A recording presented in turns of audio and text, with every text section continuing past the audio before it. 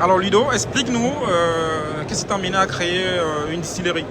Alors, l'origine de la distillerie du Rhône, c'est venu suite à mon métier de sommelier, la passion pour les saveurs, les équilibres.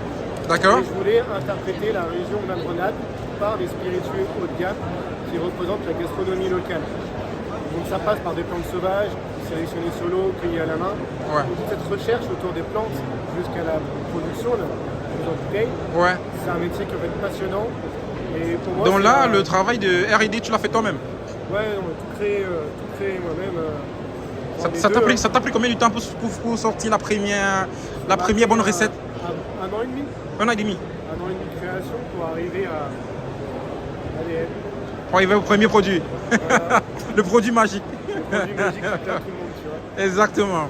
Et ensuite, pour le second produit, c'était moins pénible alors? Le second produit, celui que je t'ai fait. Ouais. Alors là, c'est une recherche qui est complètement différente. Déjà, il a fallu se trouver une brasserie locale. Une? Brasserie locale. D'accord. Pour nous fournir une bière de qualité dite de bière IPA. D'accord. On a voulu distiller sur des saveurs dites forestières. Donc la recherche n'est pas du tout la même que la fraîcheur par les plantes de l'ADN. C'est Ok. des produits qui sont très différents. Et à chaque fois, dans toutes nos cuvées, on a une nouvelle expression de la région. Ouais. À chaque fois, c'est ça qu'on veut faire, c'est mettre les saveurs au service de tout ce qui nous entoure. Mais est-ce que tu as eu des copains qui t'ont aidé sur la R&D? Surtout pas. Tu n'as pas eu de copains? Personne t'a aidé? Plus on Enfin, je vais dire sur la partie idéation, sur la partie réflexion, sur comment arriver. Parce que plus on a des avis différents, plus Ouais. on diverge. Et plus c'est compliqué d'avancer. Tu vois, quand tu crées une recette, ce qui est bien, c'est d'aller au bout de ton idée, Ouais, être sur ton goût. ouais, Et là, tu peux la faire goûter sans demander l'avis, mais oui, juste c'est bien fait ou c'est pas bien fait. d'accord. Est-ce que je te demande pas si tu avais mis plus de telle plante ou telle plante, Ouais, je te demande juste si c'est bien fait ou pas. c'est tout. C'est tout. Et après, la recette elle m'appartient et elle plaît. Ouais. Voilà, il faut juste aller au bout de son idée.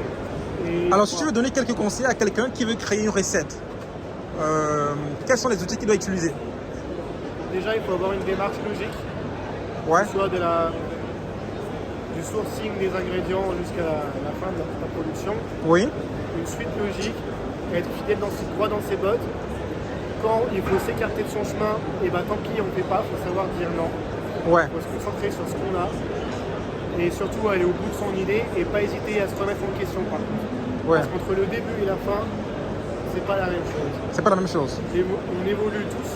Mais je voulais surtout t'entendre sur le côté technico-pratique, sur le côté, sur le côté pratique de l'activité. Quels sont les outils? Parce que là, si tu t'adresses à des entrepreneurs qui sont intéressés par le monde agroalimentaire, qui ont des idées ou pas sur le lancement d'une activité de recherche, qui veulent lancer aussi leurs produits comme toi, qui sont jeunes, qui ont de l'audace, qui ont de l'engagement et qui sont fatigués de faire une activité qui ne leur plaît pas et qui voulaient se mettre à leur compte. Alors, qui ont un problème aussi de financement pour pouvoir approcher les grands cabinets de conseil et qui veulent le faire par eux-mêmes. Dans ce cas, vu que toi, tu n'es pas passé par un cabinet de conseil comme la plupart des entrepreneurs qui ne veulent pas trop risquer, qui veulent minimiser le risque autant pour moi, Ma réponse, elle est très simple. quel est ton conseil pratico-technique à un entrepreneur? Tu as plein de façons d'entreprendre. Ouais, Ma façon de faire est adaptée à ce que j'avais. ouais, Mais quand par exemple t'as jamais fait de commerce ou comme ça, ou t'es un peu perdu comme si t'en as un petit peu marre, ouais, déjà si t'es jeune et que t'as pas de prêt, t'as pas de bébé, t'as le temps entre guillemets, ouais, et c'est maintenant. Et quand tu te dis que c'est maintenant, à toi de trouver des solutions, te faire entourer, trouver un financeur, trouver un associé qui aura des compétences différentes à toi, mais il ne faut pas hésiter à s'entourer. ouais, C'est pour ça que je te disais, mon projet était différent. Ouais. J'ai plusieurs casquettes. Mais il ne faut pas hésiter à s'entourer quand tu es un peu débordé, quand tu n'y arrives pas. Ouais. Si tu es face à une impasse. Et pour sortir de l'impasse, il faut un conseil. Et demander de l'aide, c'est Voilà. pas un échec. voilà. Et comme la plupart se rapprochent au cabinet de conseil comme le nôtre ou bien à d'autres cabinets de conseil, Moi, j'ai pas demandé de conseils pour ma création de recettes, Ouais. mais j'ai pu demander des conseils sur d'autres trucs. Ah, Genre, ok. la conception d'un circuit électronique, à qui je dois m'adresser pour des douanes, des trucs comme ça. Il ne Ouais. faut pas hésiter. Et de toute façon, quand tu crées une entreprise, il faut communiquer dans tous les sens. plus tu parles de ton projet, Et plus plus. il sera ancré dans ta tête, plus tu y croiras, plus ce sera maintenant. Ouais. Et toi, tu Faut en communiques, parler. tu communiques plus réseau social ou bien canaux? Je ne réduirai pas ça à quelques mots. La communication, ça va du SIRA, ça va aller voir les clients, faire goûter, Ouais. faire des réseaux sociaux, site internet, faire des partenariats. Exactement.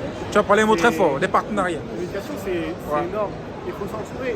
On est plus fort ensemble que tout seul. Voilà. Franchement, je te dis énormément merci parce que tu étais vraiment, comment dirais-je, tu étais très apte. Je vois que c'était pas la première fois, mais tu étais très bien débrouillé. Et tu as apporté le maximum de conseils et ceux qui nous ont suivis ont très bien tiré des très bons résultats. Merci à toi. Voilà, et je peux vous dire ici, pour avoir... Alors, je disais tantôt, pour avoir goûté aux produits de Ludovic, ils sont vraiment très très exceptionnels. Le gars, il a passé vraiment du temps à nous formuler des très bons produits. Ce sont des produits qui sont à base de plantes, ce sont des produits qui sont naturels, ce sont des produits du terroir. Et ça permet justement de valoriser dans les produits du terroir à la destination du grand public. Voilà, donc voilà un exemple typique d'entrepreneuriat de jeunes français qui réussit et qui peut impacter aussi d'autres jeunes à se lancer et à prendre la même initiative, le même risque comme notre ami Ludovic.